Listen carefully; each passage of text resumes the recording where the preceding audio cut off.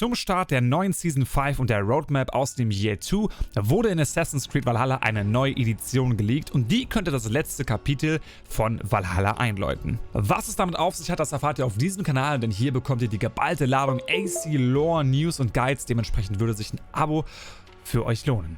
Wir sprechen nicht nur über diesen Leak, sondern schauen uns auch an, was das Ganze für den AC-Content bis zum 15-jährigen Jubiläum bedeutet. Denn das ist im Herbst, im Oktober, November diesen Jahres und mal gucken, was bis dahin alles so kommen kann. Ist dieser Leak also echt? Ich denke schon, denn das Release-Datum ist der 24. Februar für diese Edition, zeitgleich zum Start des freien Wochenendes. Macht also Sinn für alle, die sagen, ich möchte mir diese Edition kaufen, aber für vielleicht 60, 50, 70, 80 Euro will ich mir das lieber gut überlegen und das kann ich am besten, wenn ich 4 Tage Zeit habe, das zu zocken kostenlos. Deswegen gehe ich davon aus, dass der Leak echt ist und dass wir dort nicht nur die Complete Edition bekommen, sondern auch die Ragnarök Edition. Habe ich dazu auch schon mal hier ein Video gemacht, könnt ihr euch gerne anschauen. Doch warum könnte das jetzt das letzte DLC von Valhalla werden? Ich habe das ja im Titel meines Videos geschrieben. Ich kann es euch sagen in 3 Punkten. Zum einen der Titel dieses Leaks dieser Edition, Complete Edition. So banal es klingt, ist einfach ein klares Indiz dafür, dass dort eigentlich nichts kommen wird und wir eine komplette Edition jetzt von diesem Spiel haben und ja, es wirklich komplett ist. Ja, wir haben alle DLCs, wir haben alle Missionen dazu und da kommt dann erstmal nichts mehr. Der zweite Punkt ist die Lage bei Ubisoft, denn viele erfahrene Mitarbeiter sind gegangen und das führt dazu, dass neue, nicht ganz so erfahrene Mitarbeiter vielleicht eingestellt wurden und das führt dazu, dass gewisse Prozesse in der Spieleproduktion nicht ganz so schnell vorangehen, wie es vorher vielleicht der Fall war. Warum ist das jetzt aber so wichtig für Valhalla? Naja, es hat nicht direkt was mit Valhalla zu tun, sondern mit den Spieleproduktionen, die Ubisoft sonst noch so in der Pipeline hat. Wir wissen auf jeden Fall, dass im Herbst Avatar kommt. Klar, es wird von Massive Entertainment gemacht, die haben nicht so viel mit AC zu tun. Allerdings bin ich mir sicher, dass andere Studios Massive unterstützen und ich glaube, da braucht Ubisoft jede Unterstützung, die sie kriegen kann. Und Quebec, Montreal oder Bordeaux können das sicherlich unterstützen. Zum anderen wissen wir auch von Leaks, dass es vermutlich so sein könnte, dass wir nächstes Jahr schon ein neues Assassin's Creed bekommen. Und wenn das nächstes Jahr rauskommen soll, dann muss da jetzt auf jeden Fall ordentlich was gemacht werden. Und dazu braucht man auch Personal. Außerdem, wenn Ubisoft sagt, sie produzieren jetzt ein weiteres DLC im Sommer, dann führt das dazu, dass sie nicht nur Arbeit vor der Produktion des DLCs haben, sondern auch im Anschluss beim Bugfixing, ja, das heißt, sie müssen dann, wenn das DLC zum Beispiel im Juni rauskommt, dann müssen sie ja noch im Juli, August, September dafür sorgen, dass, falls da irgendwas ist, das Ganze gebugfixt wird und das zerrt an Ressourcen und die hat Ubisoft, glaube ich, nicht mehr. Der dritte Punkt, warum ich glaube, dass Valhalla kein weiteres DLC bekommt, ist die Wirtschaftssituation bei Ubisoft. Jede Firma hat ein Fiskaljahr, also im Grunde sie haben ein Startdatum, wo sie anfangen, ihre Einnahmen zu zählen und das beginnt bei Ubisoft am 1. Mai, soweit ich es jetzt weiß, und hört am 30. April auf.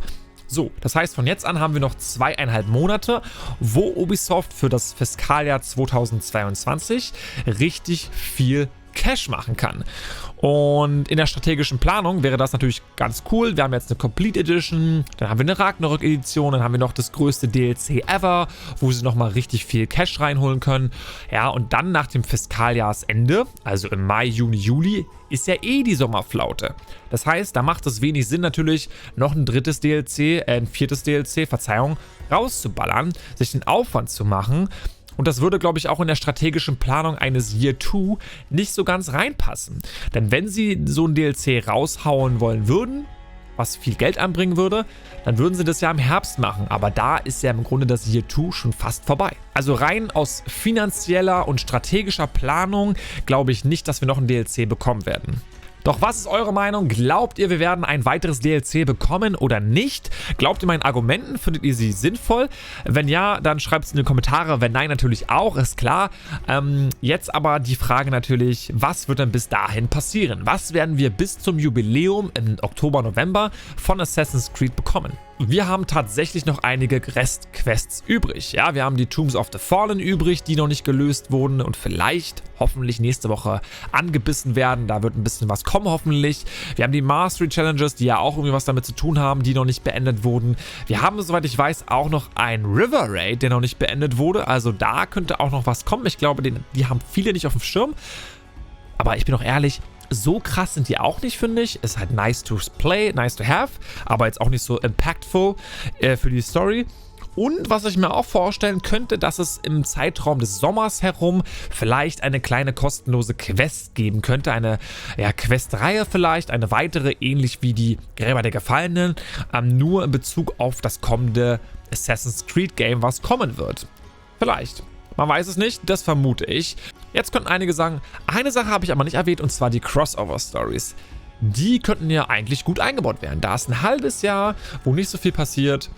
Und ich hatte vor einem Monat mit Ubisoft ein Interview zum Thema Crossover Stories. Dazu kommt morgen oder übermorgen, mal gucken, auch ein Video. Und da haben sie eine Frage beantwortet, ob momentan Crossover Stories in der Produktion sind. Und ich muss euch enttäuschen, momentan, also vor einem Monat haben sie es gesagt, war nichts in der Planung. Das kann sich natürlich ändern jetzt. Oder das kann sich im nächsten Monat ändern, das weiß man nicht. Wenn das kommt, dann aber wahrscheinlich im zweiten